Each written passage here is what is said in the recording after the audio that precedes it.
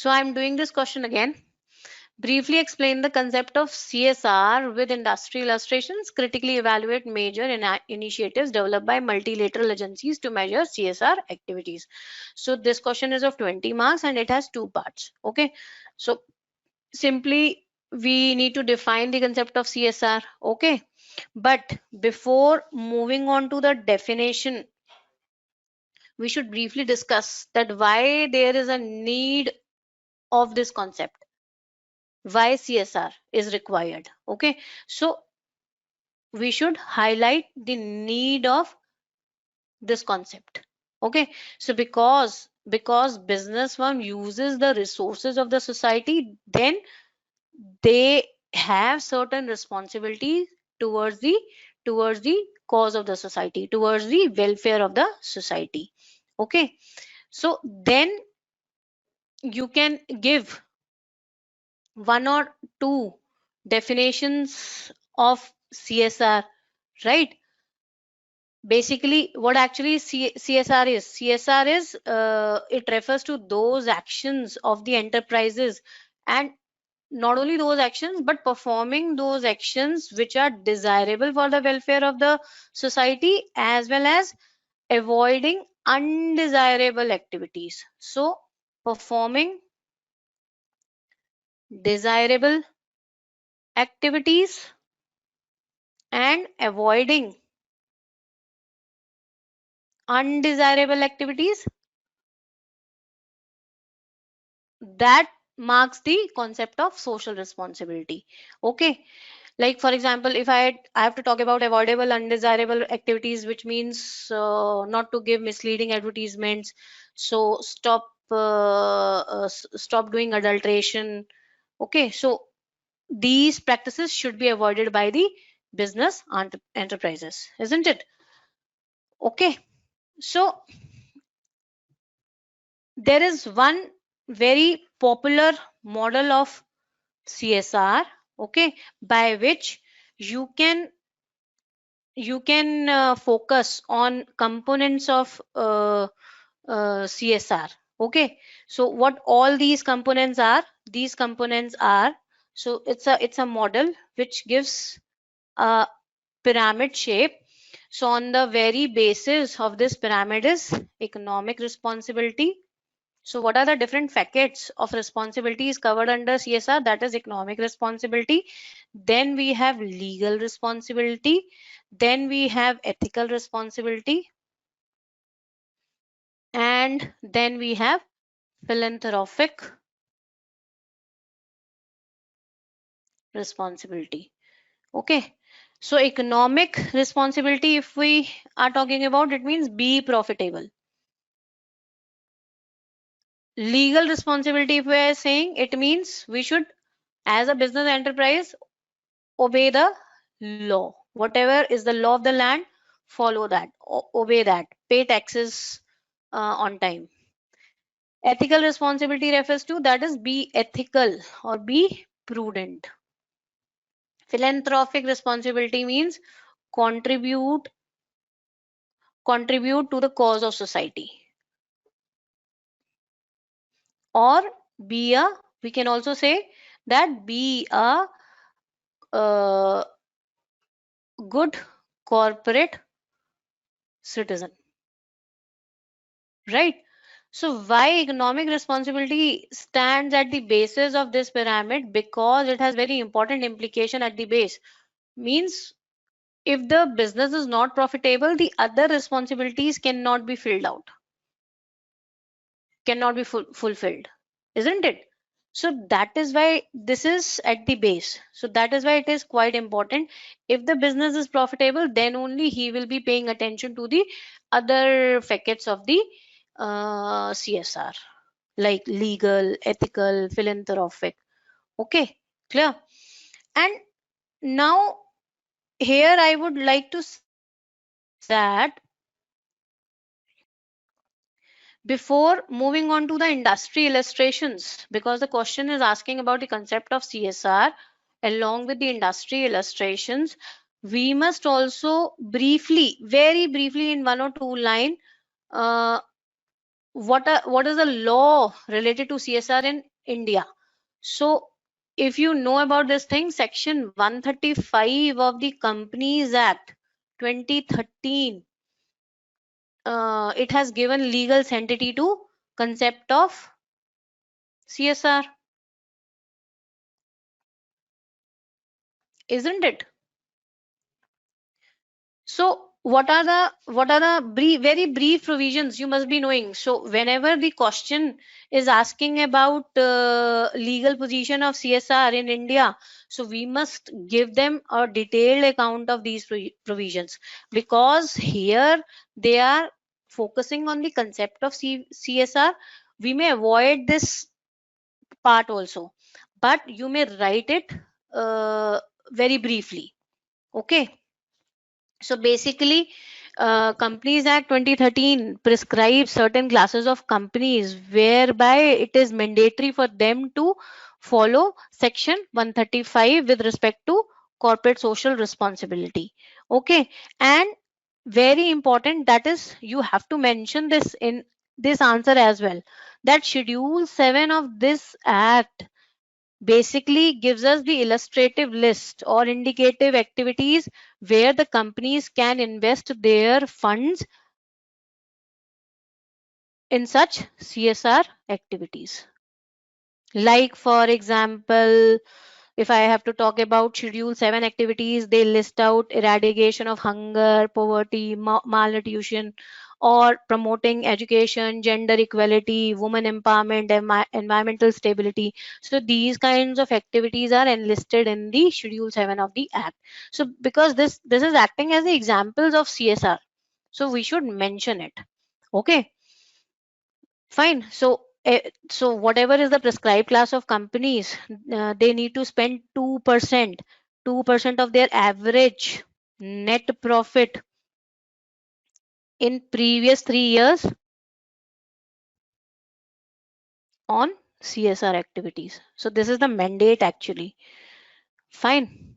So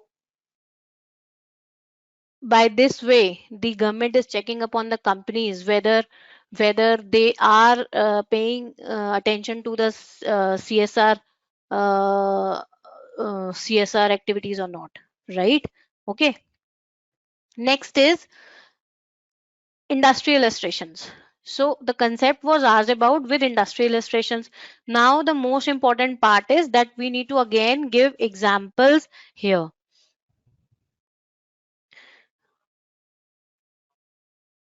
So whatever is the recent examples you might read through in news of various CSR activities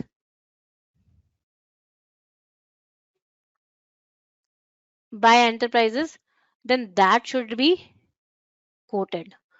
Okay, so recency also has impact on the examiner mind. Okay, so we can mention the famous one also can be quoted, ITC Limited, right? Next is your Oil and Natural Gas Limited.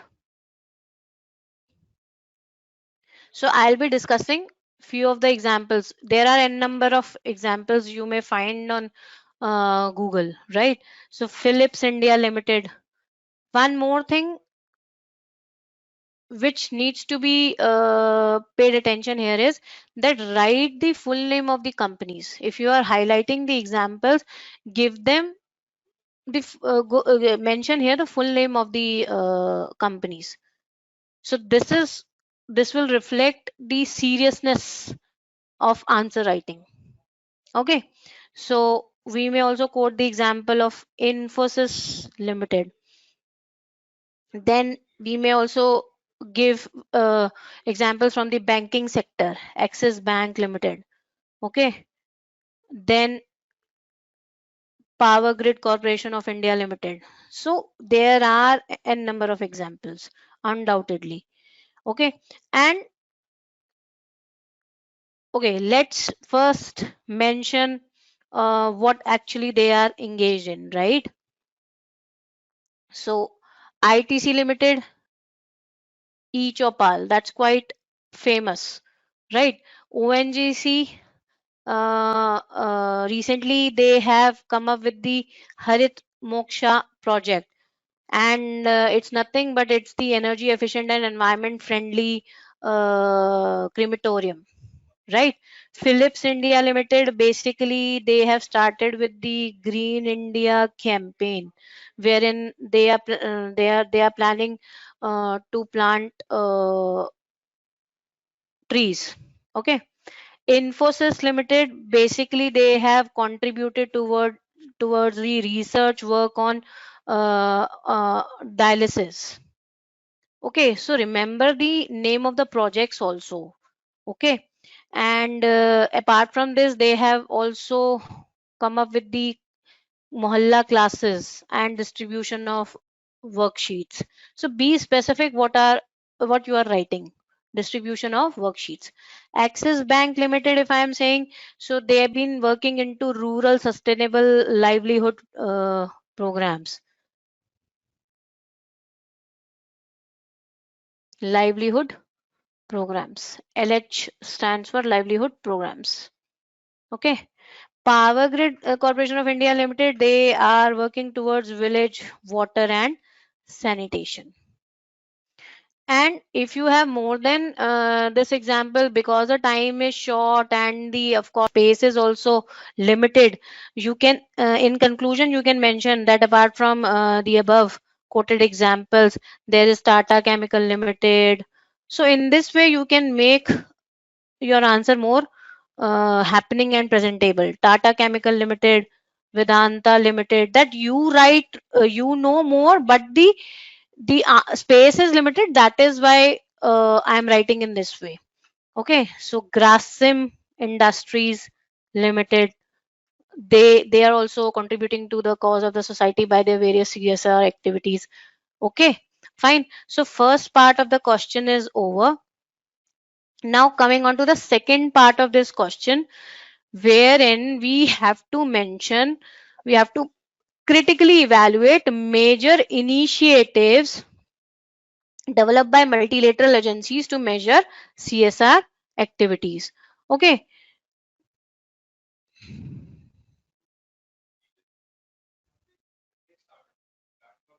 so let us do that.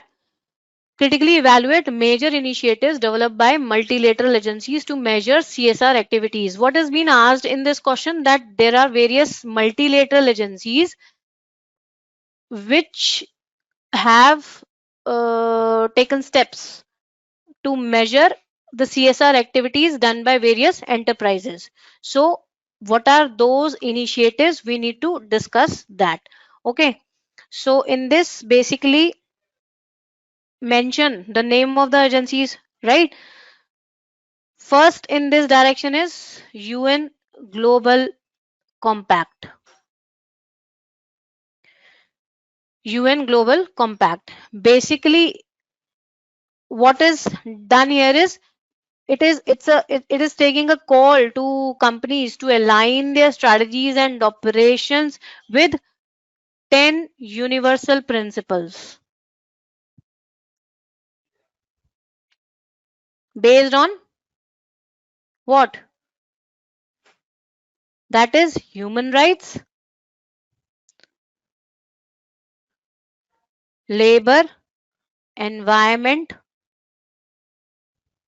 So this organization of UN is basically directing the companies that whatever objectives, whatever operations they are dealing into, that must be aligned with the 10 universal principles based on human rights, labor, environment, and anti-corruption. And these 10 universal principles are taken from UN conventions only. They have been originated from UN conventions. Okay, so we need to write very specific things.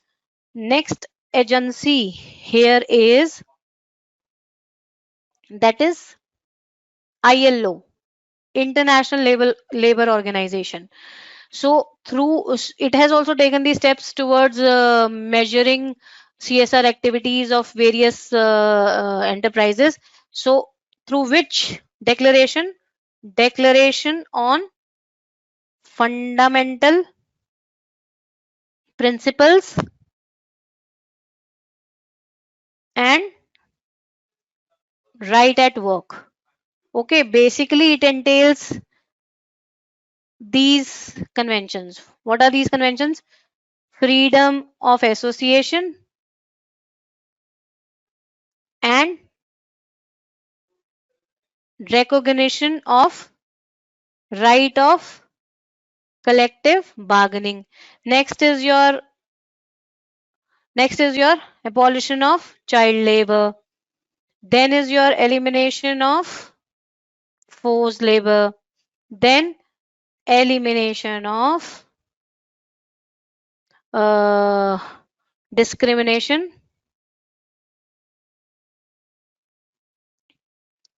Elimination of discrimination in employment and occupation. Right. So by coming out with these declarations or these conventions, the ILO is ensuring that these act as standards by which the companies are adhering to their CSR activities. Okay. Next in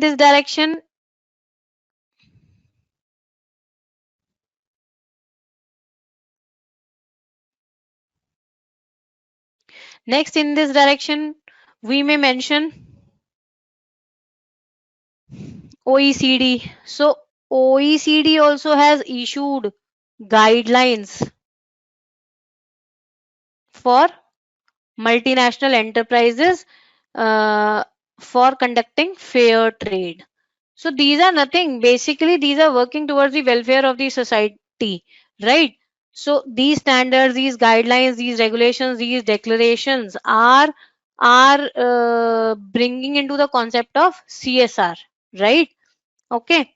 And this is our third point. And next point is the most important here is that is GRI. What is GRI? That is Global Reporting Initiative. So it is developing various GRI standards. GRI, these are called GRI standards. So GRI is nothing but it's an independent international organization, and it is developing various GRI standards for reporting by companies. Okay, and it promotes the usage of these standards by the companies. Okay, and because we need to critically evaluate these measures, in conclusion we can write that although so many standards have been issued to keep a check or to measure the CSR activities which are undertaken by various companies, still, because these standards, these guidelines, these declarations, these are not mandatory. So these are not mandatory to follow by any organization or by company. So that is why it is leading to lack of consistency in measurement and lack of comparability also.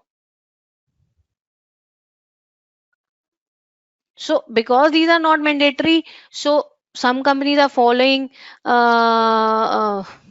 very strictly, some companies are not following, some companies are following half-heartedly. So that is why there is lack of consistency and the data is uncomparable.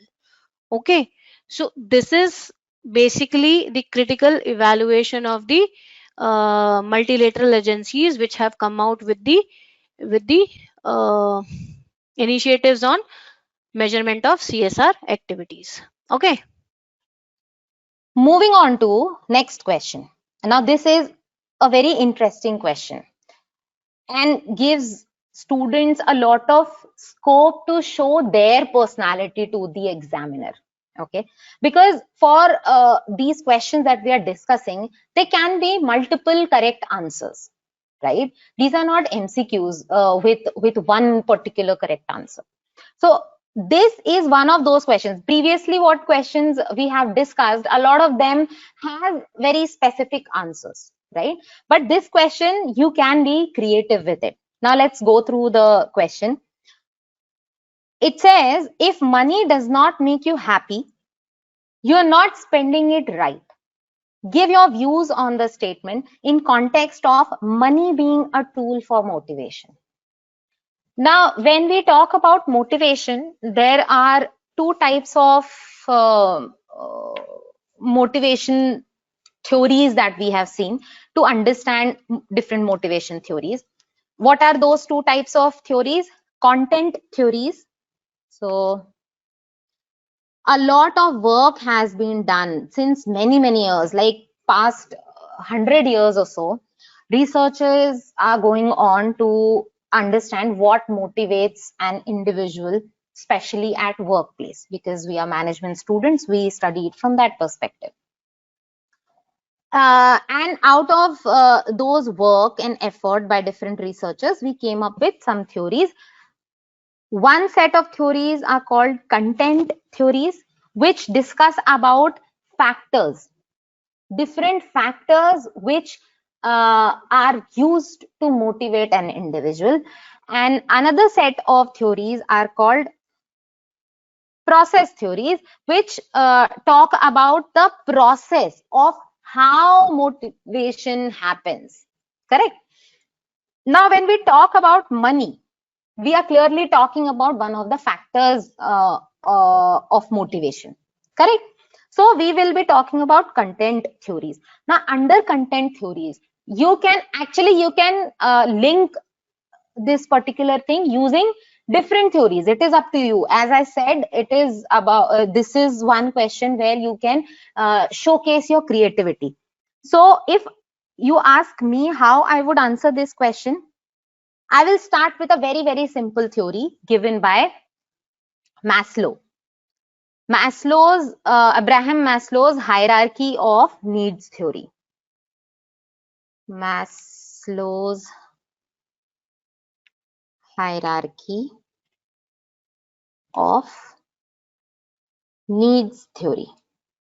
Now, what this theory says, he talked about certain lower level of needs that first you need to fulfill those lower level of needs, and those needs being physiological, safety, belongingness, or love, you can say, esteem, and then ultimately a higher level of need, which is self-actualization. So as per Maslow and many other thinkers, the highest level of need that an individual can achieve is self-actualization. Self-actualization means reaching one's highest potential. So if, let's say, if we compare an individual to a flower, so initially a flower is just a bud, and then you water it, you water the plant, you give proper sunlight and nourishment in as fertilizer and everything, you put in effort and time, you put resources, and that bud slowly blooms into a full open flower. Correct? Likewise, every individual can self-actualize, that means reach to its maximum potential. But before going for this growth need of self-actualization, according to Maslow, you need to first fulfill these lower level of needs. Now,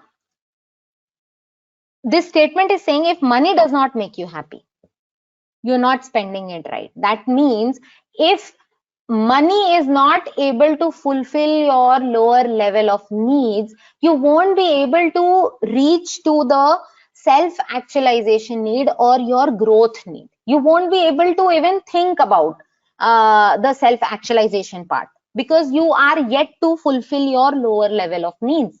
So money, let's say physiological needs. What are physiological needs? You need food, you need shelter, you need clothes for yourself, you need safety. Again, for that you need good employment, you need a house with proper security, right? You need health benefits under safety. Then belongingness, you need to cater to your family and to your friends. Again, for that you require money. Esteem, you need to maintain a certain level of uh, confidence, achievement, right? Status, all that, again, money is going to help you. So if you have money and still you are not able to fulfill these lower level of needs, that means you're not doing it correctly, right? So using this theory, I have explained or tried to justify the statement. You can use any other theory like ERG theory, two-factor theory. In two-factor theory also we have hygiene factors and motivational factors. For motivational factors to work, you need to have hygiene factors. They are given. So money is one of the hygiene factors. You need to have it for an individual to move on to the next level of needs, right? Now, if you ask me, I will use one another point of view here. It is totally up to you. Again, as I said, you can be creative. But in Sanatan Dharma, it is said that धर्म निभाने के लिए, मतलब पूजा पाठ के लिए भी you require अर्थ. धर्म के लिए भी you require earth. What is earth? Money. So if your economy is not doing good, you will not be able to follow धर्म. एक और कहावत है कि भूखे पेट पूजा पाठ भी नहीं होती, right? So money, if money is not able to satisfy a lower level of needs, you won't be able to reach for a higher level of needs, right? So that is why it is very, very important that you need to not just acquire money, but spend it towards fulfilling your lower level of needs. Okay, that's how I would answer this question. Okay, so the question is, briefly explain the distinguishing features between domestic and international HRM. Critically evaluate pros and cons of employing host country nationals, parent country nationals, and the third country nationals. This is a 15-marker question. And as we have already told you that you have to pick the keywords. So what are the keywords right here are domestic. First of all, you have to briefly you have to explain domestic and international HRM's basic differences. All right, like at what kind of parameters they actually differ from each other. And then another part of the question, you have to explain about what are the host country nationals, parent country nationals, and the third country nationals.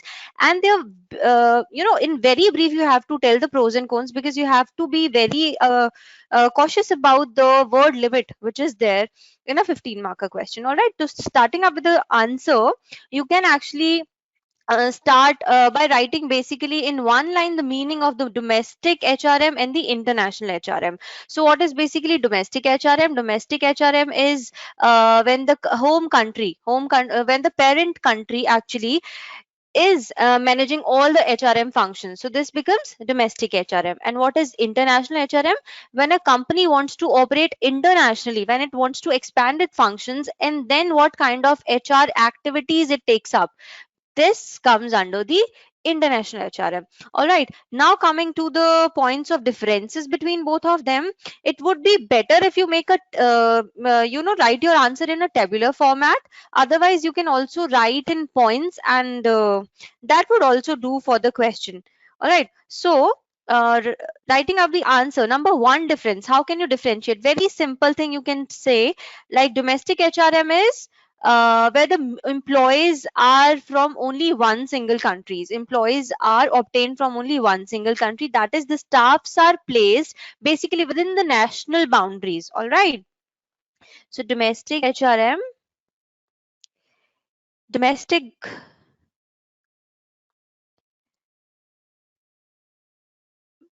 boundary staffing, we can say that. All right.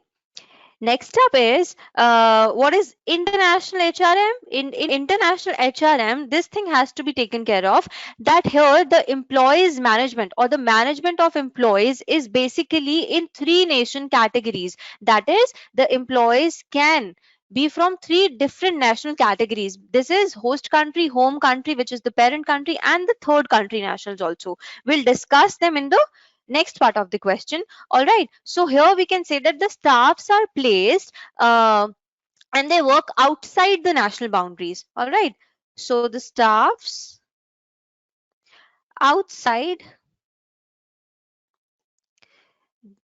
the national boundaries.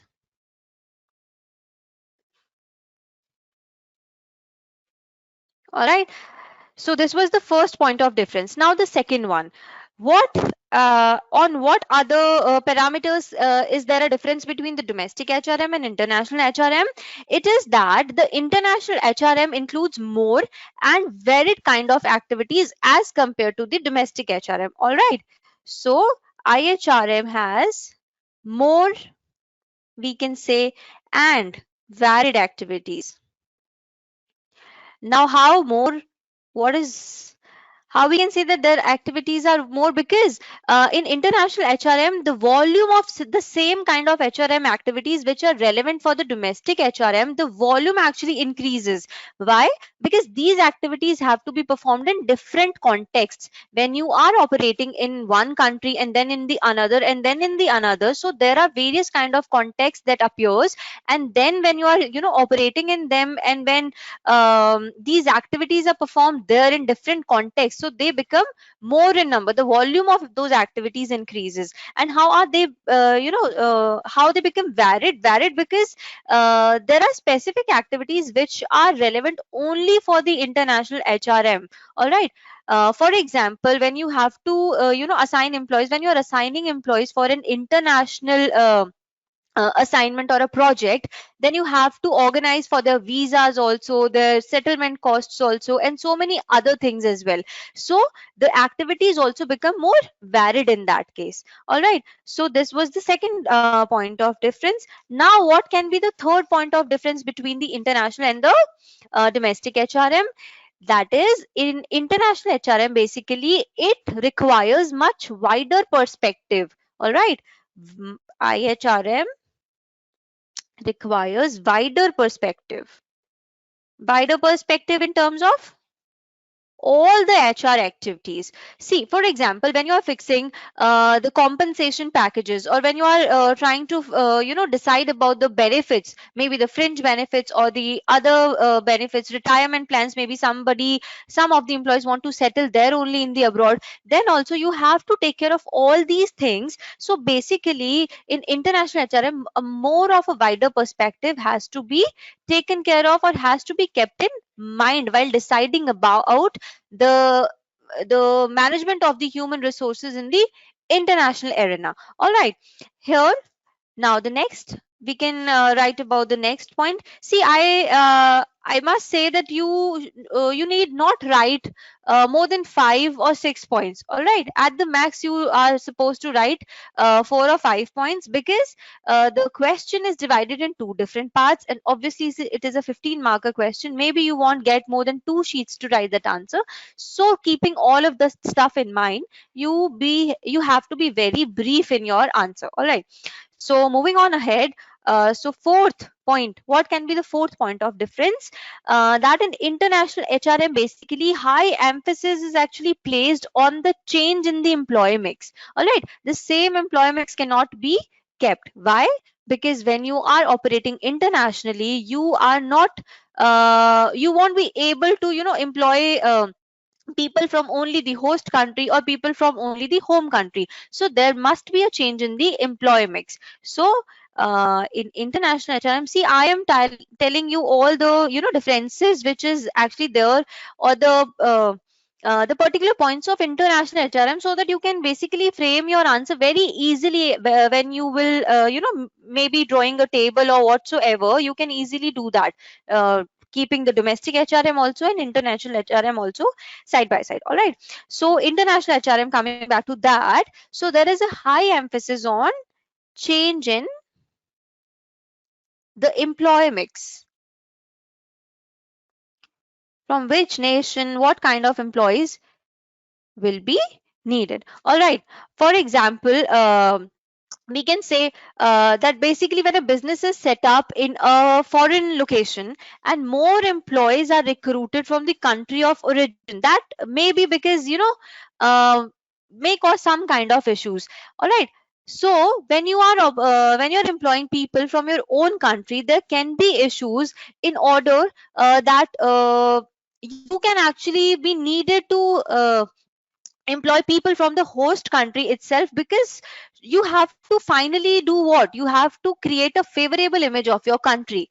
So you have to keep a balance of mix from the home and the host country. So this is a kind of very important very important point of difference between domestic and international HRM. So there is a pressure on the international managers that you have to give respect to the host country employees similarly as you give to your domestic or your home country employees. All right. Next one is the fifth point.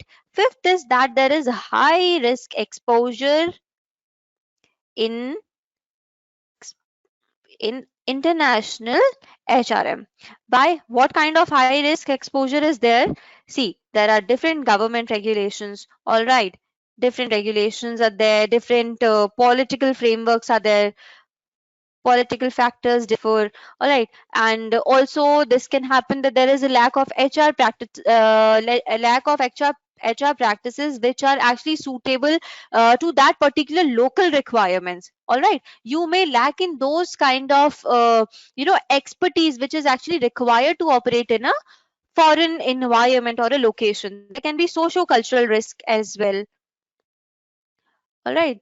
So socio-cultural risks are also there, maybe in the form of non-acceptance of the parent country national of the employees. It can happen that when you're operating in an international framework, there are people or there are employees from that particular host country, and they have some kind of non-acceptance towards the actual companies country of origins employees. So these kind of risks are obviously involved there. So this is in short the kind of 5 points as I have discussed, that is domestic boundaries and international boundaries.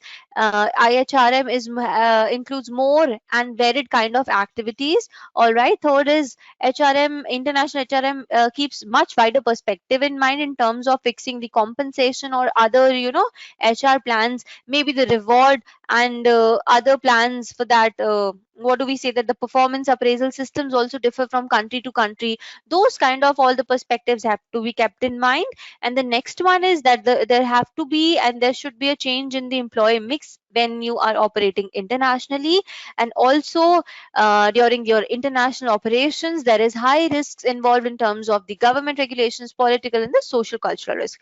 All right. So moving ahead, after discussing the point of differences, now you can actually come to the second half of your question, which is critically evaluate the pros and cons of the HCNs, PCNs, and third country nationals. See, before telling you about the basic points of differences here between all of them, I want to tell you one more thing, that these things, I hope you must be aware, very well aware of this fact, that these parent country, host country, and the third country national, these are basically the staffing frameworks. All right, how they happen.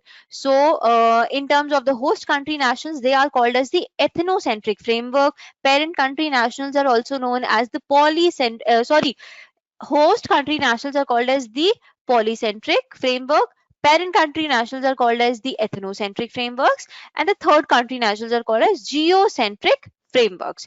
So basically, my point of telling you this fact here is that questions may come up asking you about discuss various maybe the staffing frameworks while operating internationally. So this can come in that manner also. Here they have directly asked you that you have to discuss pros and cons of different country nationals or the employees you take uh, in your company. All right. So here, first of all, what we do is we'll simply we will simply do what? We will simply write about what actually is the meaning of a host country national. Host country national is basically the residents of the host country where the company wants to operate. All right. Commonly in international businesses, these kind of host country national, basically these employees are actually employed on the middle or the lower levels of the management, but often they can be seen on the higher or the managerial or the we can see the professional positions as well. All right. So this is the host country nationals, which is from the host country. All right. Next up is the parent country nationals. Very easy. These are the residents of the home country of that particular business or the company. Home country, we can write it as home country. And the third country nationals. They do not belong to your host country and neither do they belong to your home country. These are the employees from another countries. That is why the term third has been used here.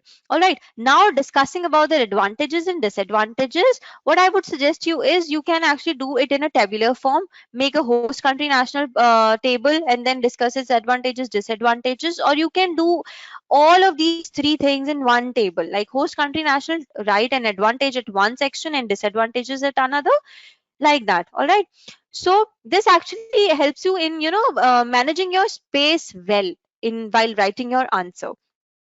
So I'll be discussing here first of all advantages one by one and disadvantages one by one.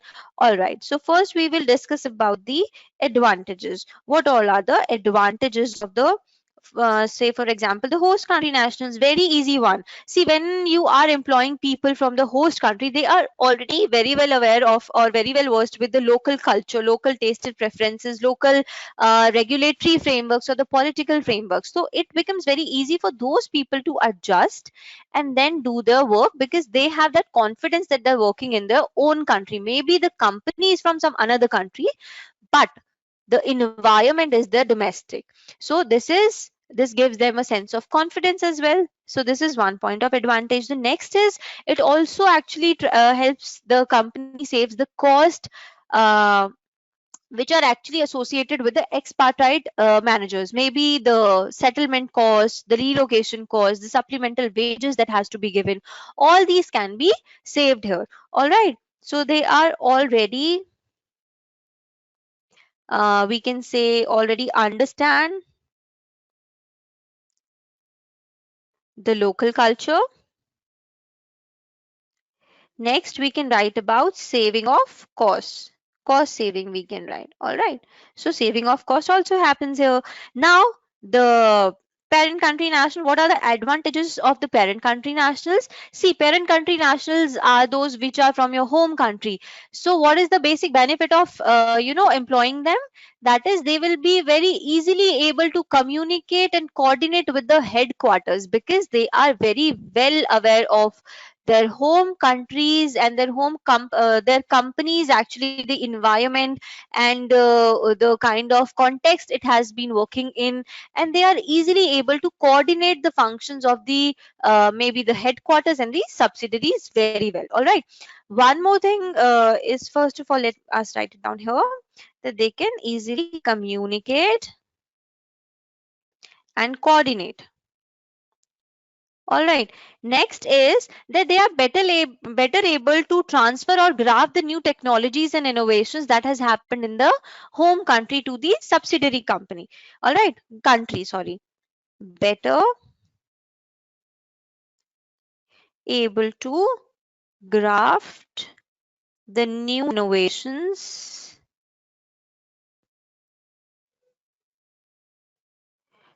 to maybe the home country and host country as well, home or the host country, wherever these are taking place. You can these people can easily transfer the new learned skills or the new innovations that has happened. So this is see, there are various kind of advantages. This is not the thing that only two advantages are there. There are various kind of advantages, but giving and taking care of the word limit and the marks of the question actually carries. So you you can actually write only two advantages and disadvantages of all of them. So third country nationals, what is the advantage of the third country nationals?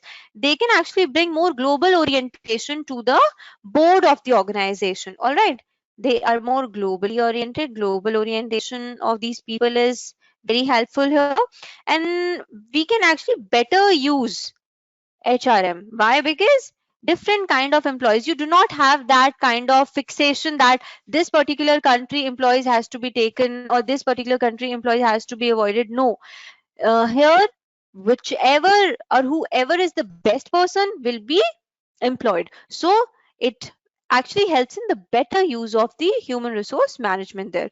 Also, it helps in building a strong cultural and a informal kind of management network. All right, so we can say that the better, or we can say the strong culture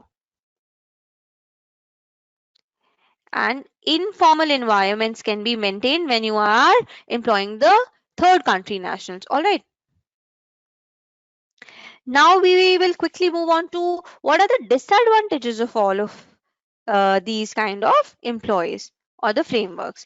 So disadvantages, see, in some cases advantage of one would become disadvantage of the another. All right, so the host country national, what can be the disadvantage of that? That they have the unfamiliarity of the firm's home country, or the firm's actually the firm's business culture and their practices. All right, unfamiliarity with the business culture and practices. All right. Next is they somehow feel isolated from the headquarters because they are only operating in their own country, and they are not very well aware of what is the environment in the headquarters actually operating, because they're not operating from the headquarters. So some kind of isolation can be felt. All right. Next is one more thing, that sometimes we decentralize the authority to the people of the host country. So in that case, in decentralization of the authority, what happens is confusion of accountability can occur. All right. Accountability